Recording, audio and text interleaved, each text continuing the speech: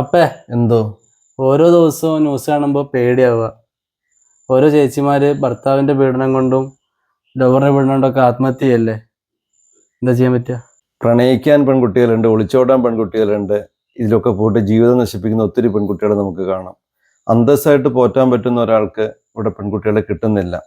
ഇനി വിവാഹം കഴിഞ്ഞ ഭർത്തൃ വീട്ടിൽ പീഡനം അനുഭവിക്കുന്ന പെൺകുട്ടികളാണെങ്കിൽ വീട്ടുകാരോട് പറയേ, അവരത് അംഗീകരിക്കുന്നില്ല, അവിടെ തന്നെ പൊരുത്തപ്പെട്ടു പോകാൻ പറഞ്ഞാൽ ആ കുട്ടികളെയും കൂട്ടിയിട്ട് പോലീസ് സ്റ്റേഷനിലേക്ക് ചെല്ലേ.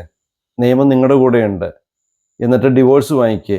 ഇവിടെ പെണ്ണ് കിട്ടാത്ത ഒത്തിരി ചെറുപ്പക്കാരുണ്ട്. ഗവൺമെൻറ് ജോലി ഉള്ളവരും പ്രൈവറ്റ് സെക്ടറിലുള്ളവരും പലവിധ ജോലികൾ ചെയ്യുന്നവരും നല്ല നട്ടലുള്ള തൻ്റെ ഇടമുള്ള നല്ല സൽസ്വഭാവികളായ യുവാക്കന്മാർ.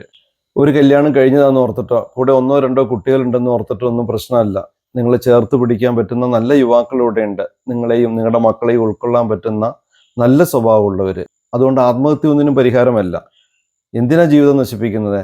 എന്തിനാ ജീവൻ കളയുന്നത്? നിങ്ങളെ ചേർത്ത് പിടിക്കാൻ വിവാഹം നടക്കാത്ത ഒത്തിരി ചെറുപ്പക്കാർ ഇവിടെ ഉണ്ട്. വേണമെങ്കിൽ കല്യാണം നടക്കുകയാണെങ്കിൽ നിങ്ങളുടെ പേരിലേക്ക് അവരുടെ വീടും സ്ഥലവും അതിൻ്റെ നിങ്ങളുടെയും കൂടെ പേരിൽ ഷെയർ എഴുതി വയ്ക്കാൻ വരെ അത്രമേൽ നിങ്ങളെ ചേർത്ത് പിടിക്കാൻ പറ്റുന്ന യുവാക്കൾ ഇവിടെ ഉണ്ട്. അതുകൊണ്ട് ആത്മഹത്യയിലേക്ക് പോകല്ലേ. കേരളത്തിൽ ഒത്തിരി പേർക്ക് പെണ്ണ് കിട്ടാതിരിപ്പുണ്ട്. എൻ്റെയൊക്കെ ഒത്തിരി സുഹൃത്തുക്കൾ അങ്ങനെയുണ്ട്. അതുകൊണ്ട് ജീവിക്കാൻ തയ്യാറാവും. ജീവിതം നശിപ്പിക്കല്ലേ. ആത്മഹത്യ ഒന്നിനും പരിഹാരമല്ല. Be happy.